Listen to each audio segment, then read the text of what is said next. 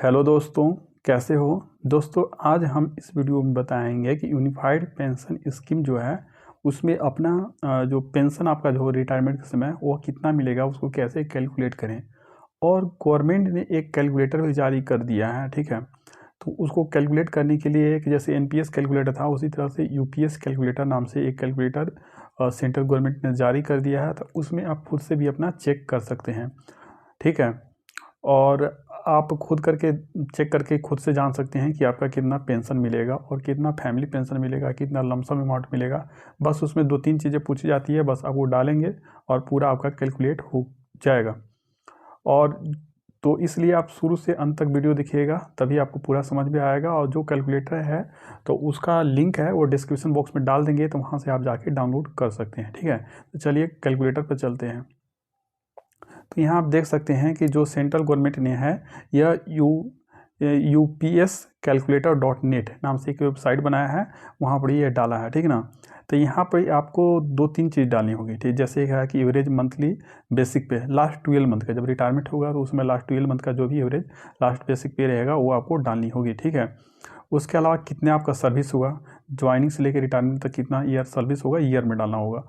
उसके अलावा उस समय डीए कितना चल रहा है, जब आपका रिटायरमेंट हो रहा है उसमें डीए कितना चल रहा होगा। उसी तरह से सिलेक्शन टाइप, ठीक है ना, मतलब select pension type, family pension आप कैलकुलेट करना चाहते हैं या जो पेंशन कैलकुलेट करना चाहते हैं।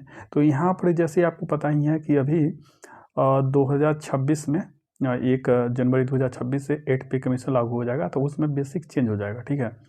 तो अभी जैसे मतलब कि लास्ट दिसंबर 2025 तक पहले आप कैलकुलेट करके बताते हैं कि उस समय तक जो रिटायरमेंट हो गया उसका कितना मिलेगा, और उसके बाद अगर कोई रिटायरमेंट होगा उसका कितना मिलेगा, ठीक है।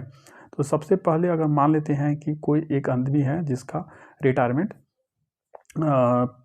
दिसंबर तक हो जाता है, दिसंबर 2025 तक, तो उसका अगर मान लेते हैं कि बेसिक पे लास्ट 12 मंथ का एवरेज बेसिक पे मान लेते हैं कि 70,000 है, दाएँ सैकड़ा हज़ार 10,000 70,000 है।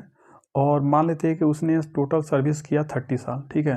30 साल अगर मान लेते हैं कि 30 साल आप अपने हिसाब से कर रहे थे, आपका जितना बेसिक पे है और जितना सर्विस बन रहा है उस हिसाब से आप कैलकुलेट कर सकते हैं। और जब दिसंबर 2025 तक, जैसे कि अभी की पता ही है कि जनवरी से 56% डीए हो गया लेकिन लागू नहीं हुआ, जुलाई में एक बार फिर से बढ़ेगा। तो 56 और 3 59, अगर 3% बढ़ेगा तो 59 हो जाएगा, और 4% बढ़ेगा तो 60 हो जाएगा। तो मान लेते हैं कि अगर 60% डीए हो जाता है तो 60% डाल देते हैं। और पेंशन टाइम, पहले पेंशन कैलकुलेट कर लेते हैं, उसके बाद फैमिली पेंशन कैलकुलेट करेंगे। तो पेंशन कैलकुलेट करते हैं तो यहाँ पर देख सकते हैं कैलकुलेट होके आ गया, ठीक है। तो यहाँ आप देख सकते हैं कि टोटल मंथली पेंशन 35,000 बन गया, ठीक है ना, 35,000 मंथली पेंशन, ठीक है। तो ठीक है यार। और दूसरा नंबर इसमें लमसम जो अमाउंट है 6,72,000, 6,72,000, ठीक है। तो यहाँ पर इसे आपने देखा कि ये आपने कैलकुलेट कर लिया। अगर इसी तरह से आप अगर फैमिली पेंशन कैलकुलेट करना चाहते हैं तो फैमिली पेंशन पर क्लिक करो और कैलकुलेट करोगे। तो यहाँ पर आप देख सकते हैं कि उसी आदमी का उसका डेथ हो जाएगा तो उसके फैमिली को कितना पेंशन मिलेगा। तो 21,000 रुपया, 21,000 रुपया बेसिक, मतलब बेसिक बनेगा, उस पर डीए भी मिलेगा, ठीक है ना। 21,000 प्लस लमसम अमाउंट, ठीक है। तो 21,000 प्लस लमसम अमाउंट जो ये है वो उतना मिलेगा, ठीक है।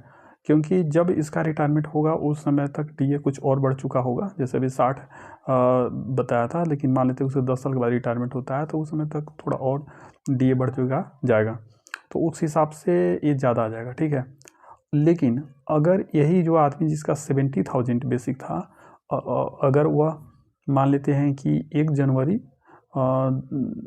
या मान लेते दिसंबर 2026 में रिटायरमेंट होगा, तो आपको पता ही है कि 1 जनवरी 2026 से उसका क्या होगा, 8 पे कमीशन लागू हो जाएगा। और अगर यह दिसंबर 2026 में रिटायरमेंट होता है तो 1 जनवरी से लेकर दिसंबर तक इसका लास्ट 12 मंथ का एवरेज कितना आ जाएगा।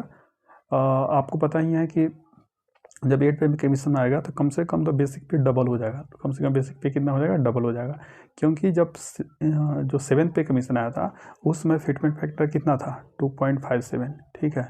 तो इस बार उम्मीद है कि 2 रहेगा, क्योंकि इस बार डीए थोड़ा कम है। उसमें जब 7 पे कमीशन आया था उसमें डीए 100 क्रॉस कर चुका था, लेकिन अभी 60 के आसपास रहेगा।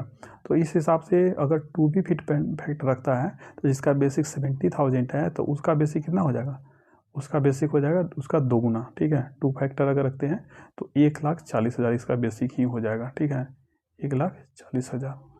तो अगर इसका मान लेते हैं कि 1,40,000 बेसिक डालते हैं, ठीक है, अगर इसका 1,40,000 बेसिक डालते हैं, इकाई, दहाई, 1 मिनट, दहाई, सैकड़ा, हज़ार, 10,000, लाख, 1,40,000। अगर 1,40,000 बेसिक डालते हैं और 1 साल इसका और बढ़ जाएगा, ठीक है, मान लेते हैं कि इसका 31 साल सर्विस है, तो और फिर डी ए उस केस में 0 हो जाएगा, ठीक है ना, डी ए 0 हो जाएगा 1 जनवरी को। लेकिन फिर उस समय तक फिर से 6 महीना पर 2 बार बढ़ चुकेगी, तो मान लेते हैं कि 3 या 5% मान लेते हैं कि 5% डी ए रहेगी, ठीक है, क्योंकि डी ए, ठीक है। तो अब इसका जो पेंशन कैलकुलेट करते हैं तो देखते हैं पेंशन कितना आता है। तो आप देख सकते हैं कि 70,000 पर मंथ पेंशन आ रही है। कितना आ रही है?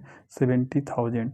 जैसे कि 8 पे कमीशन के बाद लागू होने के बाद अगर रिटायरमेंट होता है तो आपका पेंशन देख रहे हैं कि लगभग डबल हो जा रही है, डबल, ठीक है। और जो लमसम अमाउंट है, लमसम अमाउंट भी लगभग 2 गुना लगभग हो जा रही है। 9 लाख देख रहे, सैकड़ा, हज़ार, 10,000, लाख, 9,11,400 हो जा रही है, ठीक है। लमसम अमाउंट भी बढ़ जाएगा और पेंशन तो डायरेक्ट डबल हो जा रही है, ठीक है दोस्तों। तो ठीक है, यही आपको बताना था। दोनों केस बता दिया कि अगर आपका रिटायरमेंट 8 पे कमीशन लागू होने से पहले आता है तो कितना मिलेगा, और 8 पे कमीशन मतलब लागू होने से पहले आता है तो कितना मिलेगा, और लागू होने के बाद आपका रिटायरमेंट होता है तब आपको कितना पेंशन मिलेगा, ठीक है। तो ठीक है, आप अपने हिसाब से कैलकुलेट करके देख सकते हैं। यह जो कैलकुलेटर है इसका लिंक डिस्क्रिप्शन बॉक्स में डाल देंगे, तो आप वहाँ से डायरेक्ट कैलकुलेट करके भी देख सकते हैं, ठीक है। और जो इस आदमी है इसका पेंशन से कैलकुलेट कर दिया, इसका फैमिली पेंशन देखते हैं कि कितना आता है। तो फैमिली पेंशन आप कैलकुलेट करते हैं तो देखते हैं कि इसका 42,000 रुपया आता है, 42,000 रुपया पर मंथ आता है, ठीक है यार। और यह तो धीरे धीरे बढ़ते जाएगा क्योंकि इसमें डियरनेस रिलीफ भी मिलती है, ठीक है। तो ठीक है, अगर वीडियो पसंद आए तो उसे लाइक करें, चैनल को सब्सक्राइब करें and share this video to your friends and relatives, and comment करके बताना कि अगला वीडियो आपको कौन से टॉपिक पर चाहिए। Thank you friends.